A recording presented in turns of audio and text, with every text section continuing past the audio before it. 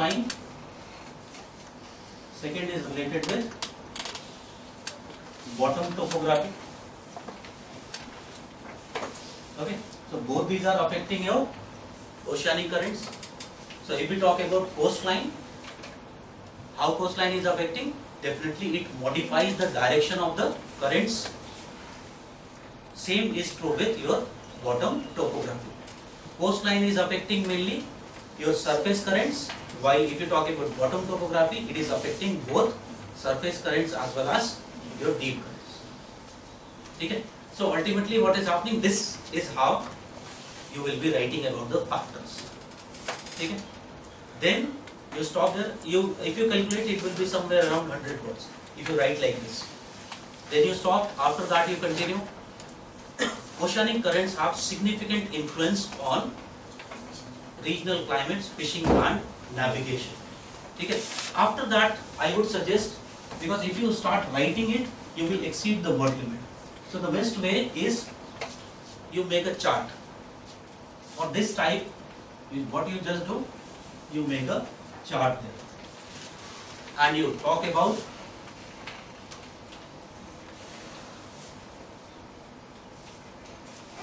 elements and definitely influence of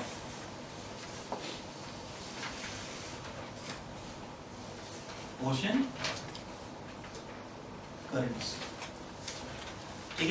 So first element is regional climate. So I will talk about how it is affecting regional climates. So there would be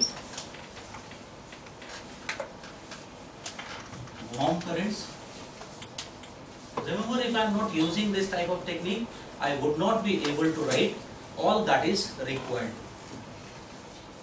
So warm currents, and definitely I write about the effect the warm currents have. Two important effects, you know.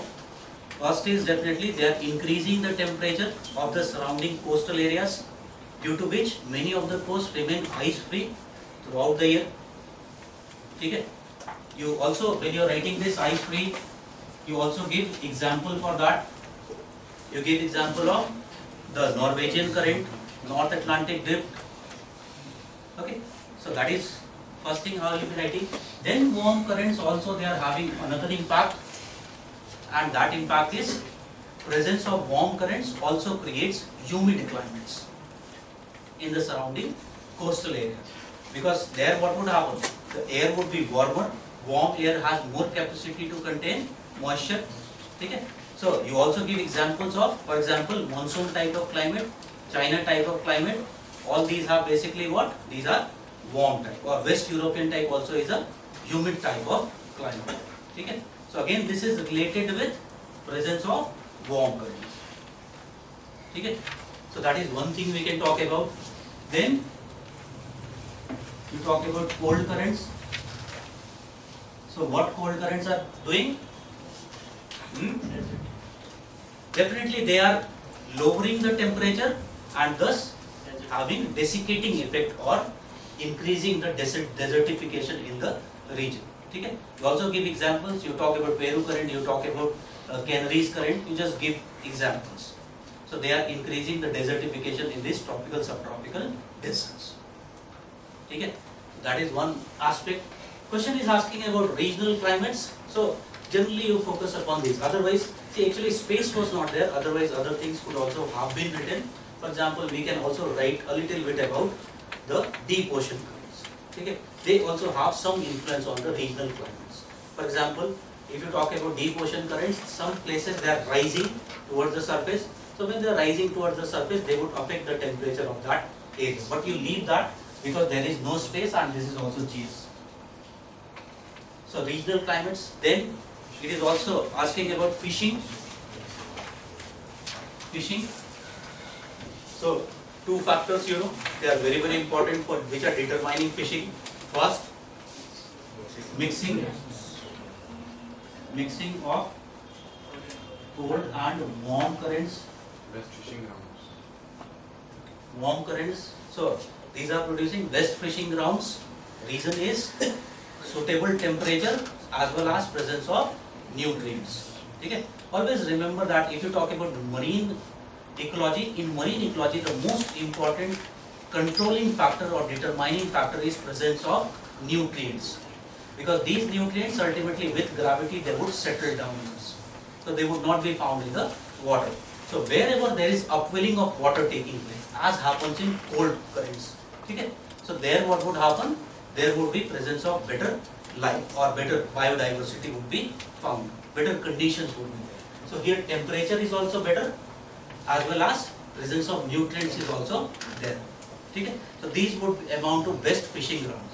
We also give the example Northwest Atlantic, that is area near Newfoundland, that is one of the important best fishing grounds. Then you can talk about Japan coast, that is also one area, mixing of Oyashio, Kuroshio. Okay, so just give one or two examples. Then another area is present where there is presence of cold currents. So as we said, cold currents what they are doing? They are bringing nutrients. Okay? And because of that what would happen? They would also increase fisheries. Very good example is Peru. Along the coast of Peru, this is the reason. Okay? But definitely here there would be comparatively lesser biodiversity, because that warmness is not there. Okay? So that is fishing. Then you talk about navigation. Navigation. So again you know that navigation currents are again helpful if you flow with the current, or if you move, if ships are moving with the current, what would happen? There would be saving in the fuel cost. So again that is affecting the navigation. Okay? So again what I can do, I can just make a chart and I would be able to write all these in 100 words. And when you are making these charts, write very precisely. Write in just the main points. Do not tend to write long sentences. Okay? So with this what would happen? It is also clearly highlighted. Although by the end of all this activity there would be very limited space for conclusion. Okay? But even if, suppose if you want to write conclusion, definitely in this type of question, you should always be linking it with the present global warming, okay, or some kind of contemporary issues. Most contemporary issue today is definitely this global warming. So again, what is happening? You might be knowing that if you talk about IPCC report, okay, the newest report, what it says that the maximum, if we talk about the maximum warming that has taken place, it has taken place in the oceans. Oceans are absorbing this increasing temperature. About 92% of the total increase in temperature, it has happened in the oceans. Okay? So you can give some kind of conclusion related with that. So warming of oceans, it would definitely have impact on the oceanic currents. Okay? So like this, you should be writing this one. Any questions? समझ आया? उसको पूछो. Okay. Let us move on to the next question. Question number 15. Mumbai, Delhi, and Kolkata are the three mega cities of the country. But the air pollution is much more serious problem in Delhi as compared to the other two. Why is this so? So again, you know that this is a very, very contemporary issue. Okay? Very, very contemporary issue, and definitely because of that, it was asked. In fact, there was in October there was a paper also, research paper also came on this issue. Now, if we talk about, so why it is so that Delhi is more polluted than the other two? So again, it is not only geographical location. Number of factors are responsible for it. Only geographical location is not the only cause. Okay? So in the introduction itself, you write about the reasons for that, summarize what you are going to write about. So if we talk about Delhi's present this pollution problem, it is related with growth, which is definitely taking place. It is definitely manifestation of the growth. You might be knowing. In fact, you should also be later writing that Delhi is the 4th biggest mega city of the world. Okay? So it is definitely related with growth of Delhi, as well as it is related with its geographical location. ठीक है. So both the things have combined to make Delhi a comparatively more polluted city than these. ठीक है. Now if we talk about this pollution, so first that growth aspect you talk about. So you in your second paragraph you say that Delhi is basically the fourth biggest mega city of the world. ठीक है. With population of greater than 25 million. Okay, which is very very large. So this you write that ultimately because of that what has happened, there is huge energy demand. Okay, in fact in past few years what has happened, almost 57%, all those figures are given in the material. So 57% increase in the energy demand has taken place. Okay, so you just write this. Why? What? One of the cause, that is the growth, that is also responsible. Now this is further made problematic by the geographical location of Delhi. So then you talk about the geographical location. Now if you talk about geographical location, you know that one very very important aspect is Delhi has subtropical location. Subtropical location compared with Mumbai and Chennai, which have tropical locations. Now in this subtropical location what is happening? Winters are severe. Now in this severe winters what is happening? There is high pressure created over Delhi. This high pressure is creating whenever, remember, air would be subsiding, there would be adiabatic warming of the air. Okay? Because of that, a type of air lid is created over Delhi. And this air lid, what it would do? It would not allow the air to rise. So what this air lid is practically doing?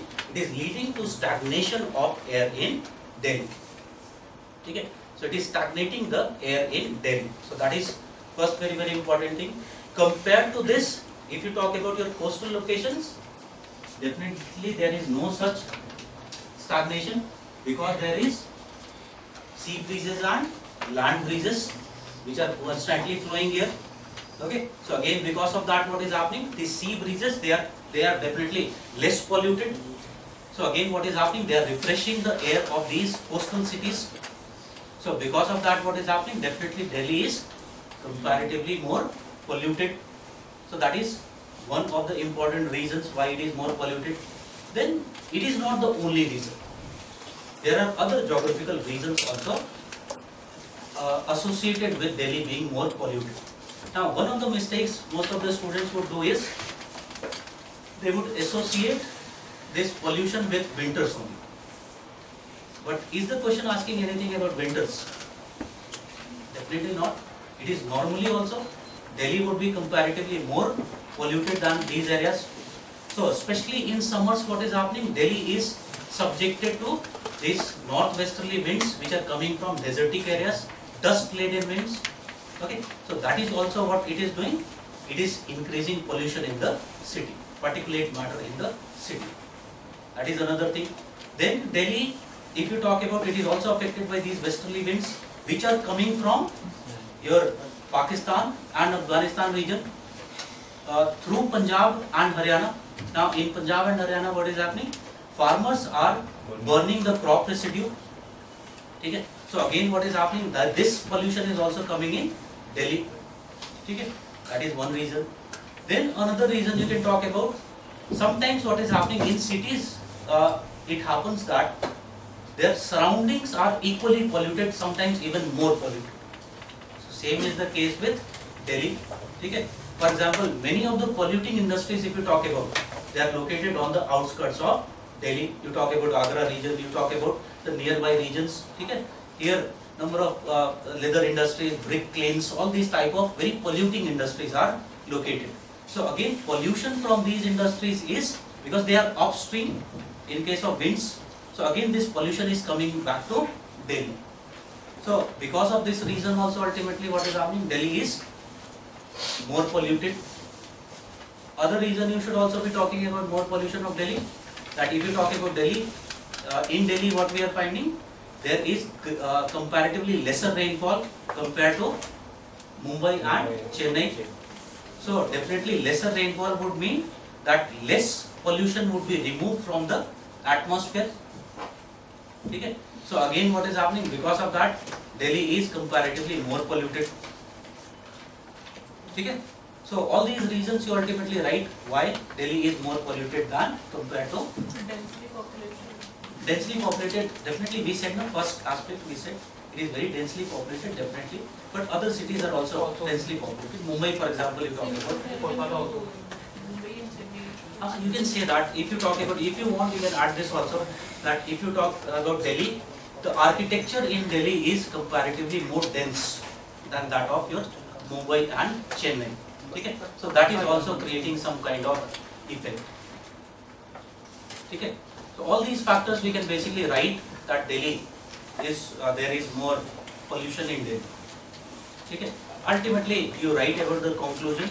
Any conclusion you can basically write about, and basically here it would be more a suggestive type of conclusion, or again you can give some kind of threatening conclusion. What would be the impact? That type of conclusion ultimately you can give here. Okay?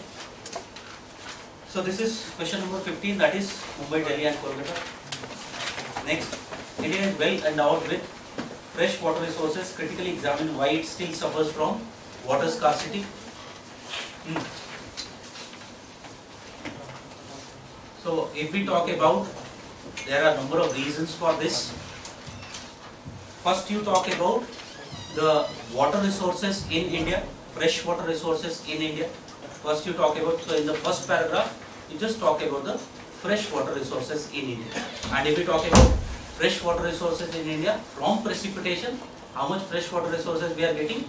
Somewhere in the range of about 4,000 billion cubic meters. Okay? So that is amounting to the average precipitation of India. Okay? Now if we talk about this average precipitation, out of this much is lost. So only 67% is which can be used or which is retained after the runoff and evaporation. Okay? So you first, in the first part, in the introduction itself, what you do,